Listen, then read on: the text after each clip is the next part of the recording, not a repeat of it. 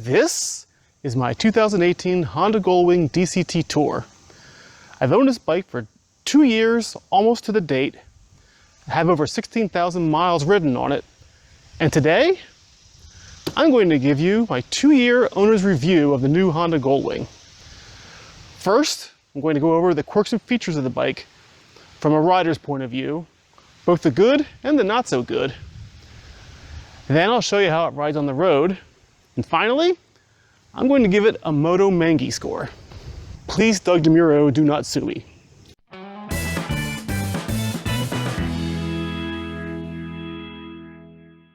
Let's start with one of the best features of the bike, the DCT, or dual clutch transmission.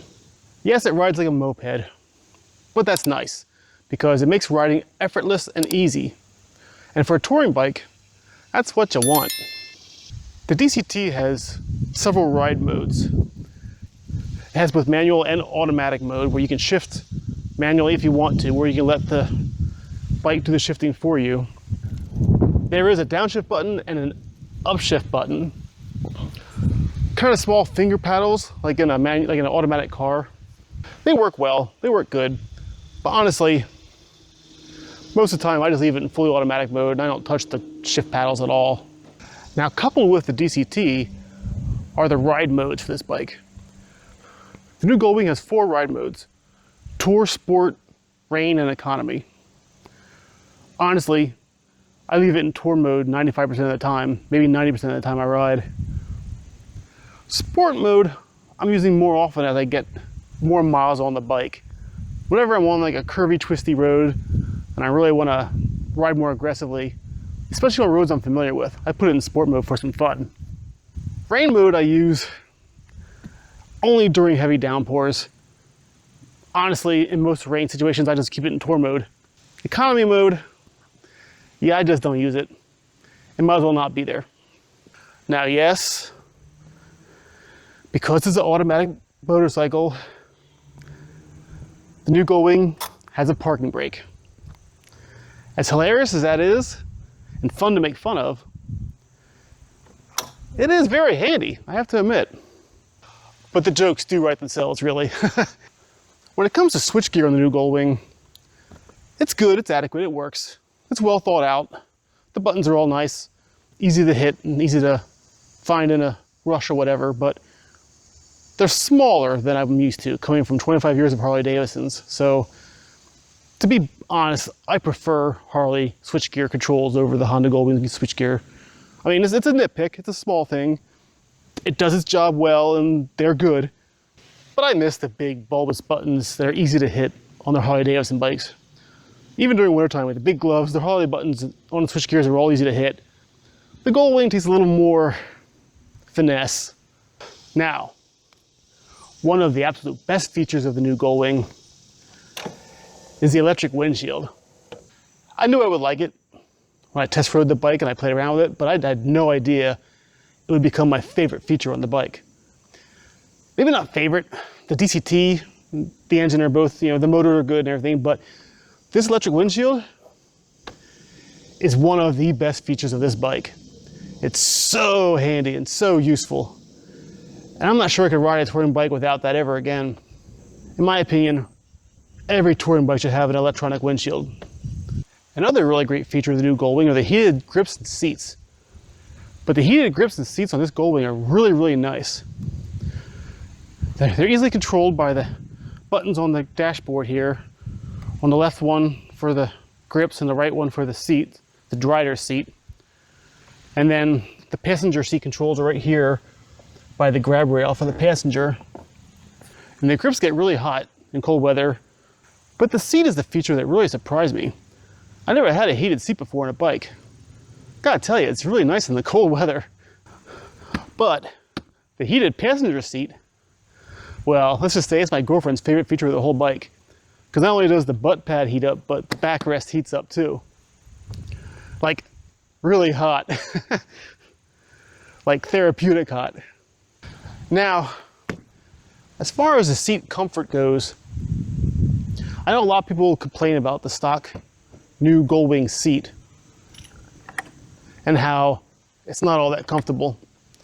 But I gotta be honest, for me, it's been fine. 16,000 miles and I haven't had an issue with it yet. I mean, could it be better? Maybe, sure, maybe a little softer, maybe a little nicer, but now the passenger seat comfort is better than the rider seat comfort. Sitting on the back of this bike is really, really, really nice. Like, even nicer than it was on my Harley Road Glide Ultra, to be honest. Speaking of passenger comfort, I really like the passenger footboards on this bike. They hide away nice, stay up solid. They're sleek, they don't get in the way of the rider when he's, you know, crab walking the biker when he puts his feet down, whatever, but they also fold down nice and solid and sturdy. And they're a really good platform for the passenger. I mean, you can even stand on these in the back of the bike. Well done, Honda. One surprise to me has been the center stand. Coming from Harley's, I never had a center stand on a bike before. And I didn't think it'd be that useful on the Goldwing when I bought it. But truthfully, it's a lot more useful than I expected it to be. And it's not hard to get up on it either. In fact, it's pretty freaking easy. And for doing oil changes or servicing of any kind, or just parking it, honestly, the center stand is great. Another handy feature of the new Goldwing is reverse. Not just reverse, it's called walking mode because it goes both forward and backwards in slow motion mode. Using the starter motor to wind the bike forward and backwards really slowly. And I always kind of wish my Harley touring bikes had reverse because they're heavy and they're hard to handle in, you know, gravel, hilly situations or whatever. But this Goldwing, reverse has sold me. When I bought the Goldwing, I thought I'd never use reverse. I thought, who needs that? What's the point of that? I've ridden for 30 years without reverse. I don't need it now. But now that I have it, yeah, it's a nice feature. There is one downside to the switchgear for the Honda Goldwing, the new Honda Goldwing, and that is the tiny horn button. It could be bigger. It's a little hard to hit in a panic stop or situation, but there is one good side to the horn button. It's very loud. It's so damn loud. Seriously, truck drivers are jealous of this horn. I never heard a horn on a bike as loud as this thing is. I don't think the Honda Accord has a horn this loud. And the Honda Accord is a car. I don't know what Honda did to this horn, but I like it. It's loud. It's very, you can't miss it. So, small horn button, super freaking loud horn.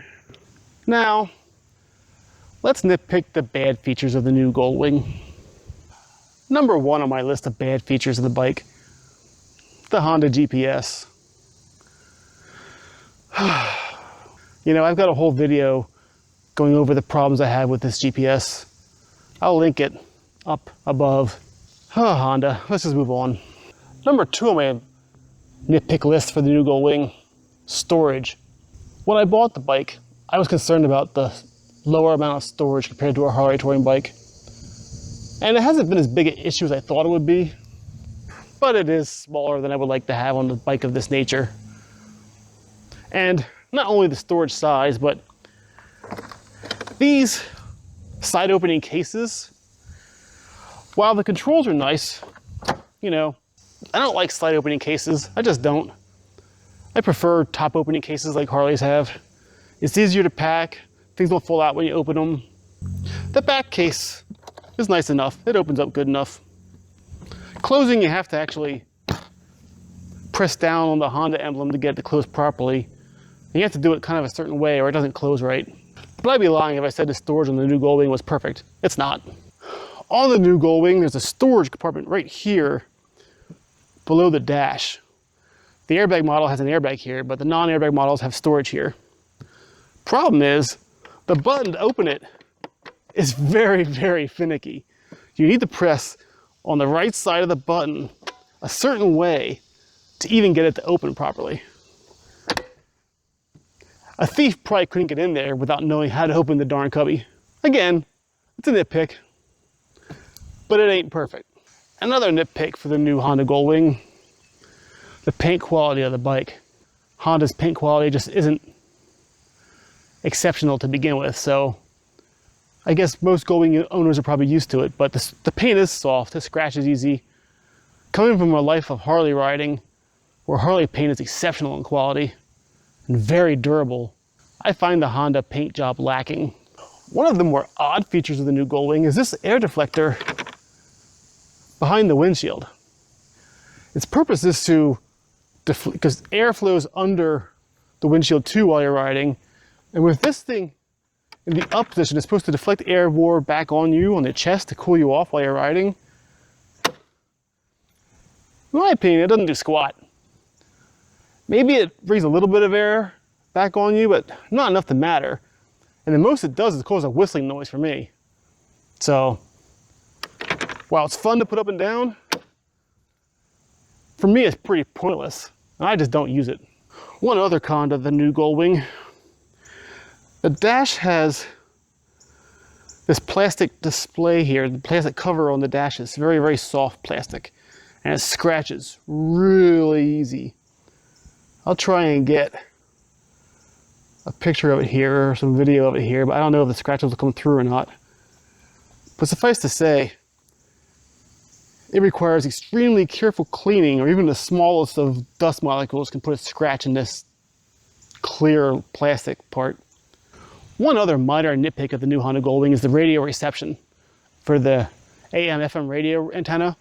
The antenna is buried here on top of the right side saddlebag, and it doesn't get great reception at all. I mean, it gets okay reception, but truthfully it kind of blows. I have a project that I'm going to do this winter to put another antenna on this bike to try and improve the reception. I'll do a video on that down the road, showing if it works or not. So those are the quirks and features of the new Honda Goldwing from a rider's point of view. Now let's take it for a spin and see how it rides on the road. Nice. So, how does the new Goldwing ride? Well, in one word, exceptional. That's the word I would use to describe how the new Goldwing rides. I had a viewer a while ago ask me, what's it like riding the Starship Enterprise? And he's not wrong. This bike is definitely something very modern feeling. Not only with the features it has, but with the way it rides too, with the way it handles, with the power delivery, with the dual clutch transmission. It's smooth, it's effortless, it's powerful, it's sporty, it's comfortable, it tours well, it handles the curves well. It's just all around a fantastic motorcycle package. The flat 6 engine, you know, I won't go into specs. There's lots of reviews online that go over all the specs and numbers. I'm not going to do that, but from a rider's point of view, how the bike feels when you're riding, it's awesome. It's got balls. It's got serious balls. I wouldn't say it's sport bike levels of performance, because it's not, obviously. I mean, there are bikes designed for track days and stuff. This isn't like that, but it's close. It's similar, you know. I mean, no, it won't keep up with a Hayabusa or anything like that, but you can tell, you know, it has its roots in well-designed frame geometry and suspension setup. It just handles great. And then there's the DCT. I mean, dual clutch transmission, you know. I keep saying it makes riding effortless, and it does. But for a lot of riders, that turns them off because they don't want a bike that rides effortless. But for me, for a touring motorcycle, effortless is what you want. I mean, you want to be able to ride all day long, and at the end of the day, still feel refreshed and rejuvenated and wanting to go longer. More importantly, able to go longer. You know, when I go cross country, sometimes I'm riding, you know, 1,000-mile days back to back to get where I want to go. On this bike, yeah, that's no problem. That's just the way it is. You know, something you're capable of doing on this bike. Now with the ride modes, like I said before, I only use touring and sport most of the time. I mean, rain very selectively, economy I never use. But sport mode literally transforms this bike into a whole different motorcycle. I mean, here, I'll show you. Sport mode.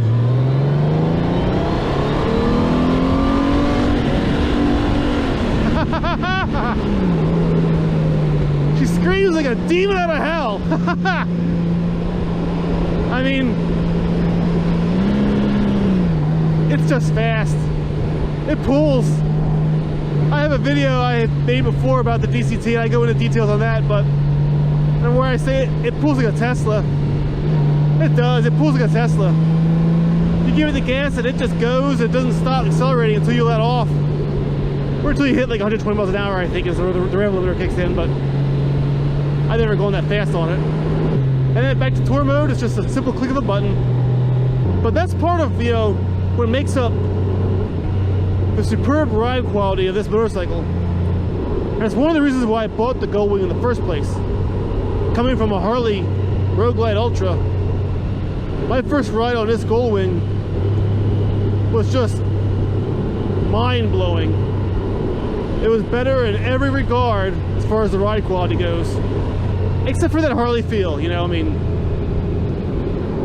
that Harley V-twin muscle car rumble and feel, you know, obviously the Goldwing doesn't have that. It's got a flat six, it's very smooth, super smooth. I mean, so smooth you can balance a coin on the engine while it's idling. Literally, you can do that. I guess if I had to boil it down and, you know, other than exceptional and effortless, the other major word to describe how the new Goldwing rides is fun. It's just fun. It's fun in so many different ways, but overall, it's a joy and a blast to ride. Another ride quality of the Goldwing that's really nice are the brakes. Now it has ABS, anti-lock brakes, of course, and traction control. It has all that modern stuff that most brands have. But the brakes are really good. Like, for example, it brakes so hard that if you aren't ready for it, it's jarring. I mean, panic stops. I've had 2 incidents so far on this bike where I had a panic stop because a car pulled out in front of me, both times. At both times I've easily stopped before the car in my lane, yet both times I've been surprised at how fast it stopped. I mean, I stopped way ahead of where I had to stop. And on any of my Harleys I would have been in trouble, but on this, it was no issue at all. So in that regard, it's a very safe bike. Now it's time to give it a Moto Mengy score. Yeah, I really don't have a scoring system designed or in place or anything for motorcycles, so I'll just score it out of 10. I give the new Goldwing a 9.6 out of 10. It loses points for the Honda GPS being subpar, and it loses points for the lacking storage space, in my opinion. And it loses a little bit for the poor paint quality of the Honda.